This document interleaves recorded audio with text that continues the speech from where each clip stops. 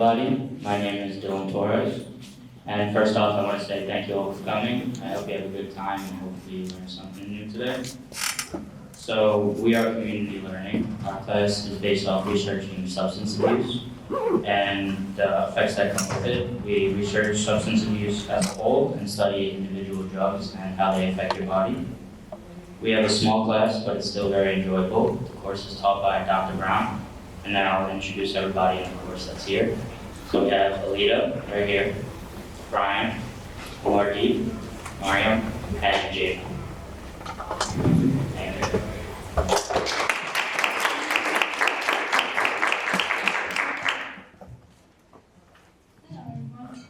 Hello everyone. My name is Alita, like my classmate. And the reason why we doing this is to prevent drug-related deaths consisting of suicides and homicides. Of 100,000 deaths, more than 92% of them were preventable drug overdoses. In fact, more than 1 in 5 people are addicted to vaping, to smoking cigarettes or other kinds of drugs in the United States. Many individual young people in the ages of 12 and 17. Good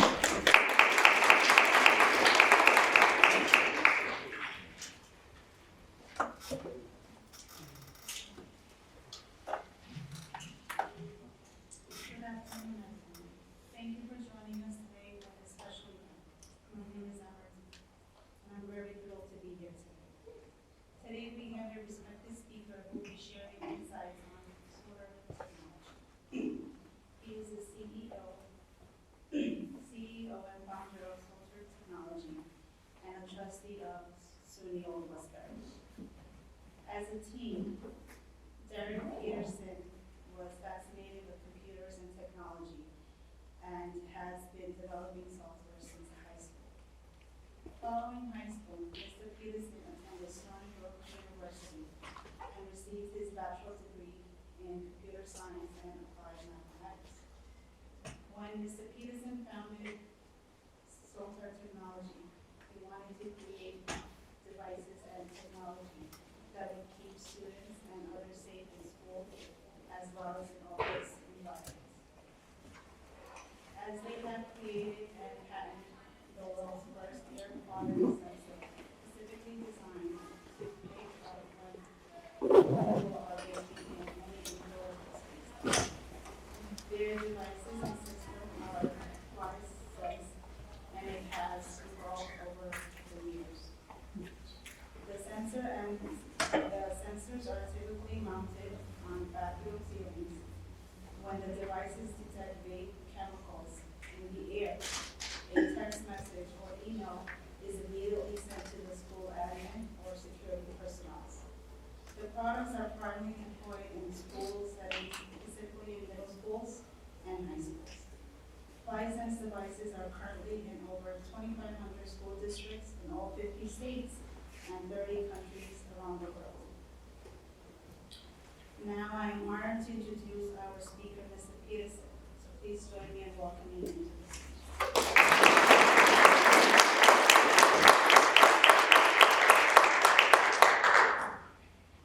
Wow, it's a privilege and an honor to be here, and I thank Dr. Ken for roping me into this.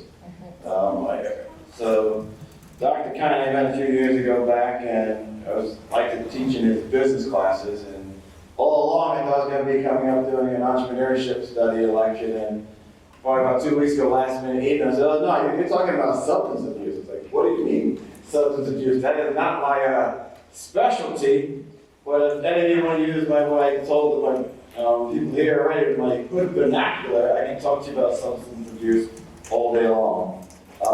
Pleasure to be here with Dr. Ken and also Shawn Mason. You're probably more subject matter expert on the topic than I will be, but I will give you a different perspective of how I've gotten here. So a quick intro about me. Again, my name is Derek Peterson. I founded a company called SUNY Technologies. And if you study Greek mythology, You're not a solid company, we've got some terrorists, and we've got some terrorists, we've got safety. So everything we do is about how to keep people safe. And that's our mission in life at SUNY. We make a product line of air quality sensors designed to help people understand when people are typically vaping or smoking, anything like that in air. And actually, our sensors do purpose. It actually picks up on sound anomaly to understand people who have aggressive behavior or being bullied in bathrooms, and that's where it originally started. I am way up the more introduction myself. I am a local product here from Long Island. I grew up in Bay Shore, graduated from Bay Shore High School, and by the grace of God, this year I'll be inducted into the Bay Shore High School Hall of Fame for my community outreach. So that is happening this month, April.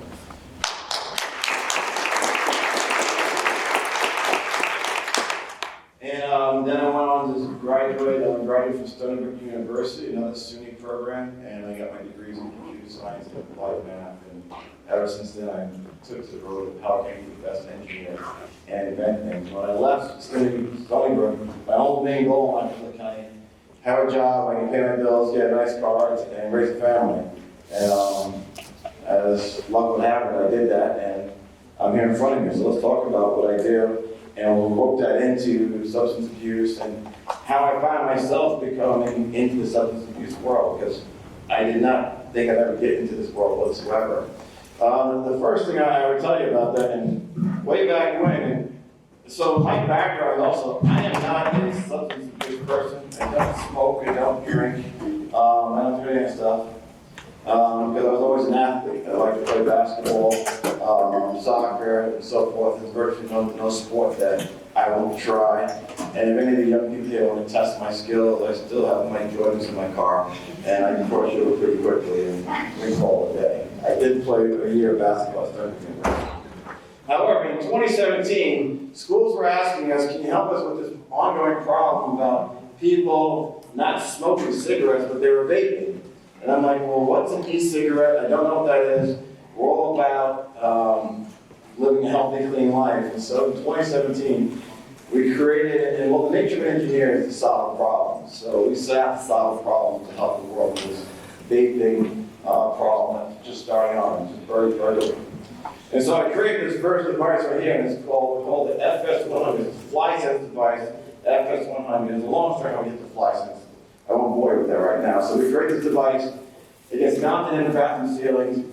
It actually tells you if you're vaping by measuring air quality, and doing so, then we send a text message and or an email message to your principal, security resource officer, and so forth. By doing that, that launched me into, next thing I found myself standing in front of TV shows, Good Morning America, The Today Show, CNN, MSNBC, you name it, I was being flown all around the world because the kids from Bay Shore invented a little device like this to help people understand how people are vaping.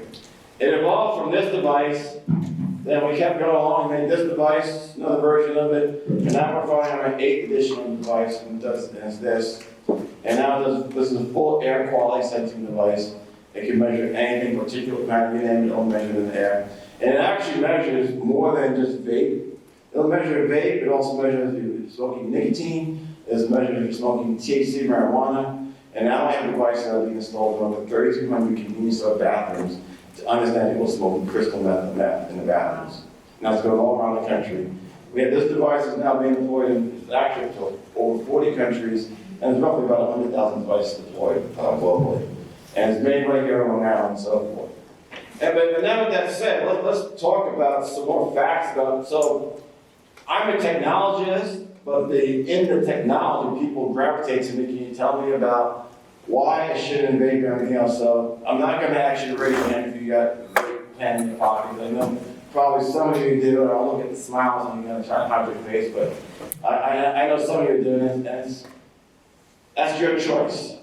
But I will tell you firsthand, and everything I've seen in the country, and I travel the world about this, it is not the best choice, although it is your choice. And you have to understand why tobacco and this even came in place. It's big business, and people, the tobacco industry does not have their best interest in mind. They just want to make money in a fast buck. So there was a company called Juul, and Juul was one that had predatory marketing behaviors, and they're marketing to youth your age, and younger, junior high and high school students. I was actually subject matter expert witness against Juul to take Juul down. And that's why Juul is pretty much decimated right now, and they're actually being fined and giving money back to all the schools because of their predatory behavior. Because when you take one Juul e-cigarette, the little pod is equivalent, that one pod is equivalent to a full pack of cigarettes.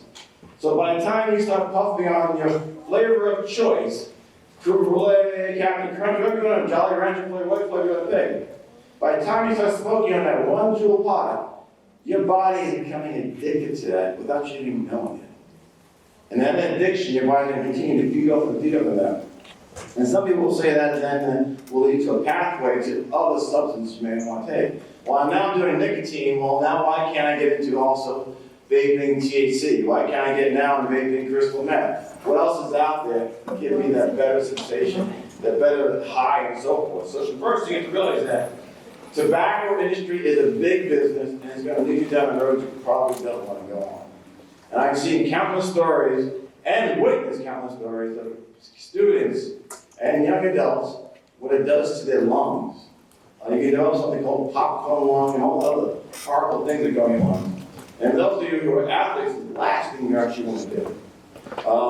I share with school principals who tell me that many a times they've had to bring in call the ambulances because the students' lungs are collapsing from using e-cigarettes. Because you imagine when you take in an e-cigarette smoking in, you're actually smelling, vaping in a heated carcinogen into your lungs. So it's one thing to smoke a natural cigarette or a natural joint, but now you take this compound that's chemical based a lot of times without these synthetic tobacco products. You're heating that up, and I'm going to now inhale it into my lungs, which is totally unnatural, and I'm going to smoke that. And then some students will also do something called zero vape, where they're going to inhale it into your lungs. And again, while you're doing all this, your body's growing addicted to this subject. So you're just hurting your body on. But the zero vape is where I inhale it in, and because you don't want to get caught by one of my sensors, you don't exhale it back out, you re-inhale it again. And like double whammy into your lungs. So you gotta imagine how horrible that is. And so the thing I want to talk to you about is that the FDA is trying to do something about this, and they can't really do anything about it because they're focused on the natural tobacco product, but now they have these synthetic vapes that are coming out. They're all synthetic. It's not real. It's chemical based. And I advise you to stay away from that. There are more than 5,800 unique disposable vape cartridges out there. And you can go to your Puff Bars, your Juuls, you name it, the product is out there. And I can tell you that it's horrible. And what happens now, these products coming in from China, they just keep changing the name. Now it's all they do, change the name, so they can make a fast dollar off of your lungs and off of what's doing for you. And I can't tell you how bad that is. And what happens is that as the nicotine level rises in these products, the prices drop because it comes back down to a big business mathematical formula. So supply and demand, they're going to increase nicotine dependency in these devices. I'll lower the price this way, you're going to buy more and more and more. And you're going to think you're cool and everything else and all that goes with it. Trust me, it is not worth it. So products with nicotine strength from 1 to 2% increase from $20 to $29. And then those with nicotine strength from 4.4 to 4 to 5% drop from $20 to almost $2. So they're going the opposite way in the pricing, but increasing the nicotine dependency so you continue to buy more and more and more.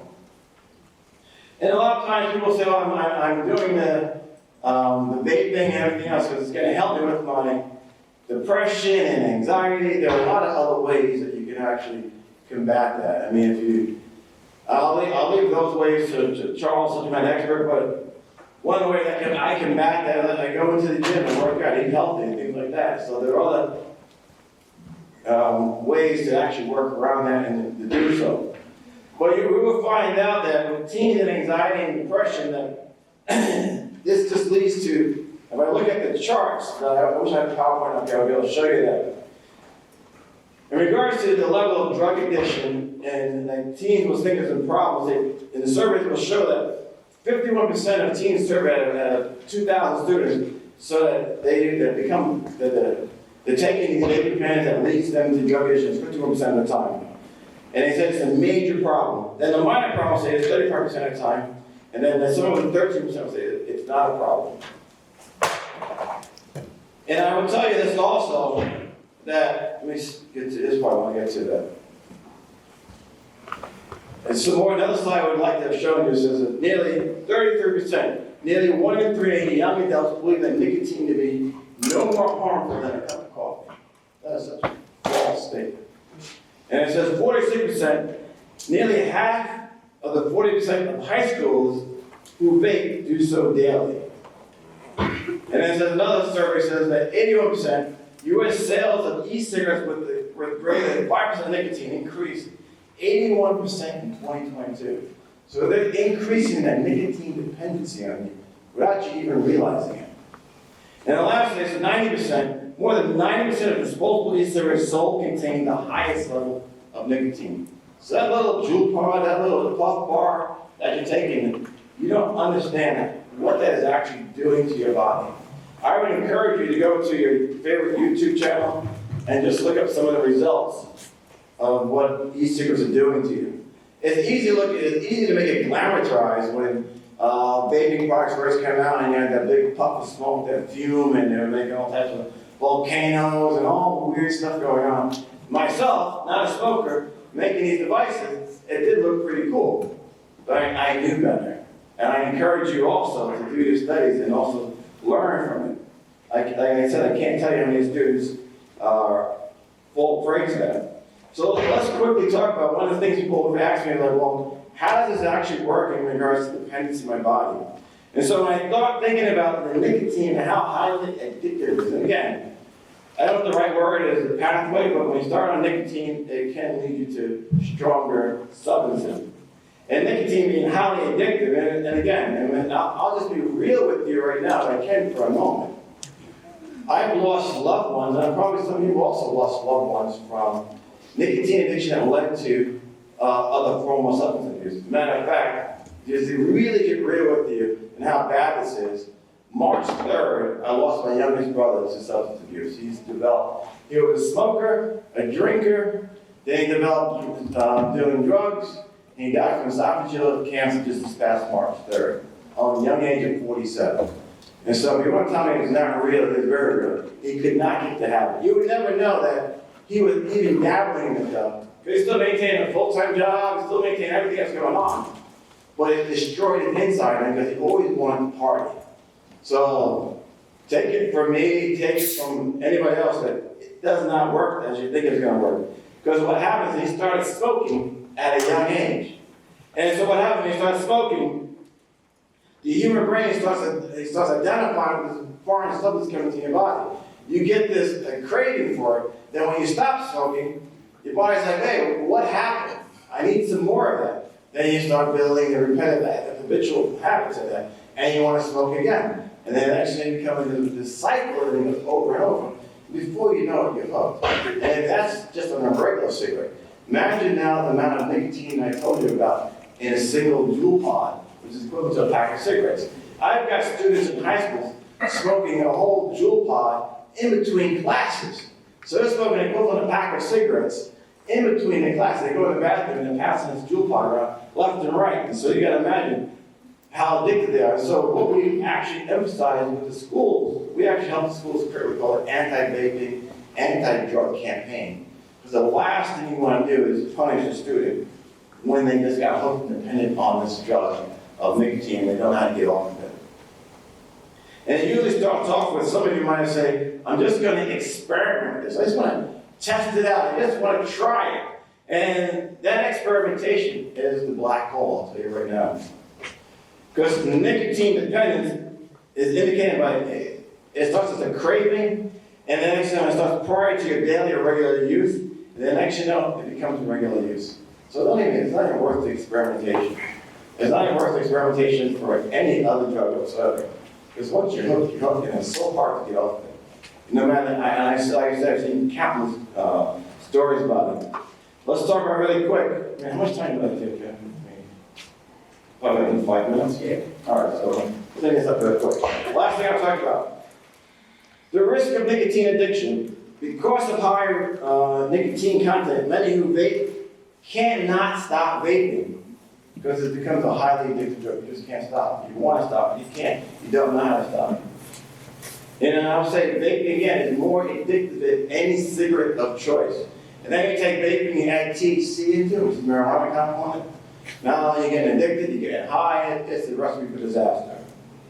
Nicotine, like all drugs, changes the structure and the function of your brain. And as an addiction risk increase from those with family history of mental health problems. So I didn't even get a chance to dive into that. If you got health problems or mental health problems in your family, it only compounds that even more so. And I said the intense withdrawal symptoms and strong cravings, fatigue, and irritability, and difficulty concentrating. These are all things that are going to happen to you as you start to develop this nicotine addiction. And I'll stop there to give Mr. Charles Swanson some spotlight here. I thank you so much for allowing me to share some of this with you. I'll be here after to talk to you more about it if you like.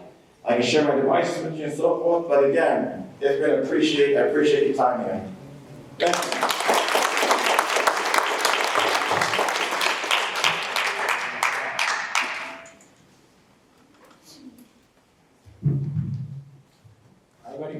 Hello everybody, my name is Brian, and today I'll be introducing Mr. Shawn Mason. Mr. Shawn Mason, born in Bayside, Queens, and raised in Unionville, Long Island, was an exemplary student and athlete during his early years.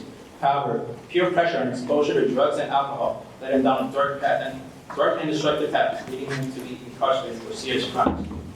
While attending New York State Correctional Centers, he met an old friend who he eventually got married to. This event changed his life. While raising his family, he was still battling the demons of addiction.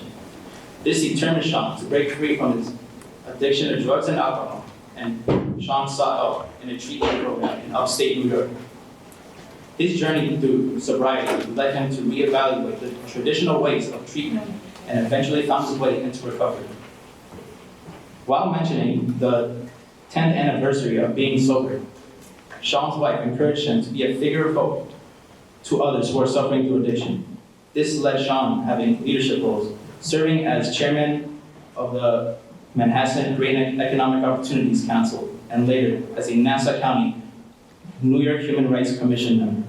In 2010, Shawn joined Phoenix Health, a leading treatment provider where he raised awareness of a growing opioid epidemic. His passion for advocacy and support earned him many certifications, such as a certified peer specialist for addictive diseases, certified peer specialist, forensic peer mentor, and certified alcohol and drug counselor. Today, Shawn is a director of community engagement and continues advocating for recovery and healing. Shawn changed from being once considered a menace to now being referred to as a beacon of hope and productivity. Thank you, everybody, and please welcome Shawn Mason.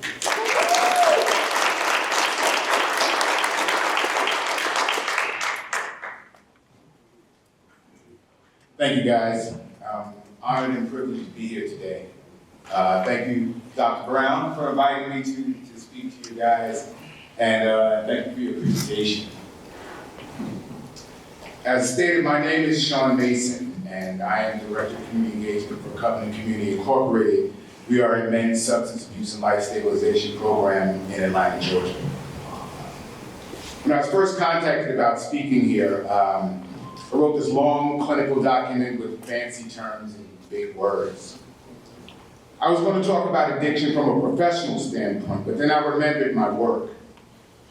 The people that I serve and try to help folks just like you, they're 18 and older, who are on probation or on parole and struggling to make the right decision. See, I hear my story and theirs, and I realize that they have made bad choices for whatever the reason. See, my job is to help people realize that your decisions determine your destiny. I come from a loving, caring, and supportive family like you guys, but that didn't stop me from almost destroying my life. But I had to recreate myself in order to be who I know that I was, that I am. Not that the things that I've done, but I'm not the things that I have done, but I am responsible for those things. My goal today is to give you some information that may one day save you or someone that you know. Some of the things that we talk about may sound corny or obvious, but I don't want to assume anything. We'll talk about the ABCs of drug use. Hopefully someone in here will hear something that will help them make the right decision.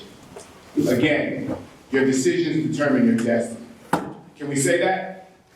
Your decisions determine your destiny. Can I get everybody to participate? Okay. Your decisions determine your destiny. Thank you. What qualifies me to speak to you today is not my professional life, but rather my personal journey.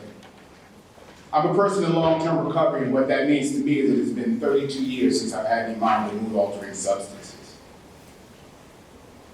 Growing up as an only child and excelling in sports and in academics, I always thought that I was going to be a lawyer or a professional athlete. However, when my parents moved from Bayside to Uniondale, my unintentional desire to fit in led me down a path that was ultimately led to my incarceration for serious crimes, several times. Basically, I just smoked weed and got drunk. Pretty much it sounds real simple, but it's not as harmless as it might sound. So when I was 18 and submitting applications to various colleges, the judge had another plan. See, I spent my college years in New York State correctional centers. That's why I'm here today. I want to help you make better decisions tonight. Half of you in this room have used illicit drugs at least once. Statistics show that 50% of people 12 and older have tried drugs and alcohol. 50%. Let's start here. Experimentation can lead to casual use. Casual use can lead to chronic use. Chronic use can lead to addiction. And addiction can lead to death. Period. Within that group that we said, drug use is the highest among persons between the ages of 18 and 25. So let's talk about substance misuse. Misuse is defined as a drug use that is illegal or not aligned with medical use guidelines. Misuse can lead to abuse. That was the unintentional path that I followed again, for sure. But what are the effects of substance misuse? Well, individuals fail to fulfill important obligations at work, home, or school. It can start as missing an assignment, then skipping a day, and then, who knows, dropping out. Misuse can have a significant impact on your body and your mind. Misuse can cause injuries due to accidents, such as car accidents and slip and falls. Misuse can cause mental effects that include memory loss, depression, anxiety, and an increased risk of suicide. First, you have experimentation, then misuse. Next is addiction. So what is addiction and some of its contributing causes? Addiction is defined as a chronic disease that occurs when a person becomes dependent on a substance. So what causes the addiction? Basically things such as academic pressure, peer pressure, both of which you guys are familiar with, trauma, economic stress, housing insecurities, and family history can contribute to addiction, whether it's genetic or it's learned behavior. So how do we prevent addiction or substance misuse in order as it's called now? Well, you don't use alcohol or drugs to self-medicate for anger, pain, sadness, or rejection. There are licensed therapists that can help you with this. The issue may be clinical in nature and require prescribed medications or therapy. Substance misuse can be prevented through a variety of strategies, including education. Early intervention can help identify and address substance misuse before it becomes a serious problem. And support for those in recovery can help them maintain sobriety and live a healthy, productive life. And don't experiment. And I say don't experiment basically because of what's happening out there with fentanyl. It's scary. I get notifications from government agencies when there's a fentanyl overdose cluster in my community or in the city of Atlanta. So that's basically when a bunch of folks have overdosed on the same batch of fentanyl. Some dealer may think that it's a cheap option to cut their product with fentanyl or press counterfeit oxys, or just lace a joint or their marijuana with fentanyl. Don't think that if you only smoke weed that you're okay. I know people who have died from fentanyl-laced marijuana right in Manhattan. Fentanyl is like Frank's hot sauce. They put that stuff on everything. Over 32,000 people have died from accidental opioid overdose in the state of New York in 2023. That is 61 people per week, 8 people per day went to get high and ended up in the morgue. I lost one of my best friends to fentanyl. He was a family man with children. He was a devout man of God. He worked hard every day. Then one day after work, he hung out with some of his friends and ended up dead in the morning. Lives are being lost. Families are being destroyed. Parents are losing children, and children are losing their parents. So why do some people become addicted to drugs while others don't? Basically, the determining factor is biology. The genes that people are born with account for about half of a person's risk of addiction. Gender, ethnicity, and the presence of other mental disorders may also contribute. But is addiction really a disease? The disease model describes addiction as a disease with biological, neurological, genetic, and environmental sources of origin. The traditional medical model of disease requires only that an abnormal condition be present that causes discomfort, dysfunction, or distress to the affected individual. People ask why can't an addict or someone suffering from substances just stop using? Everyone who uses substances isn't an addict, but people suffering from substance use disorder often require comprehensive treatment. This may include medical detox, behavioral therapy, counseling, support groups, and ongoing support to address the underlying issues contributing to addiction and promote sustained recovery. One of the easier and most newest pathways, to recovery is called harm reduction. Harm reduction is a set of practical strategies and ideas aimed at reducing negative consequences associated with drug use.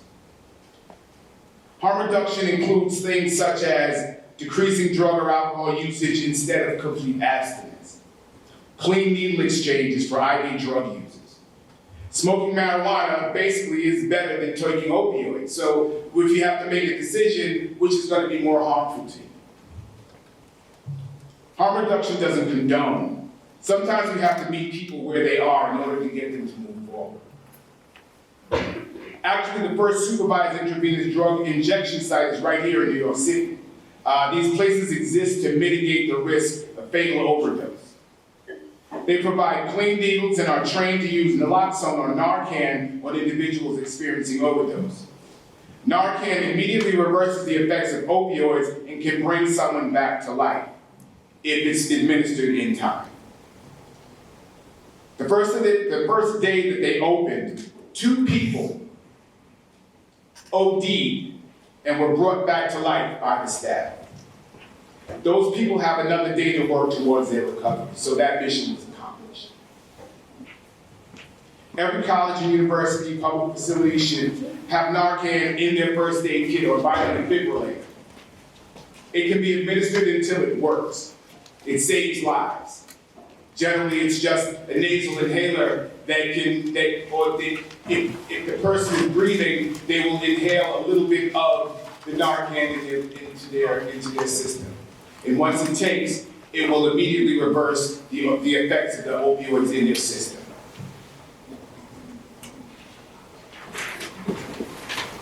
It also saved the life of a client of mine, is what I was going to say.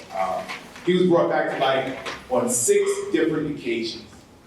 He died 6 times and was brought back to life by Narcan. But he's alive and well today, living a life of recovery.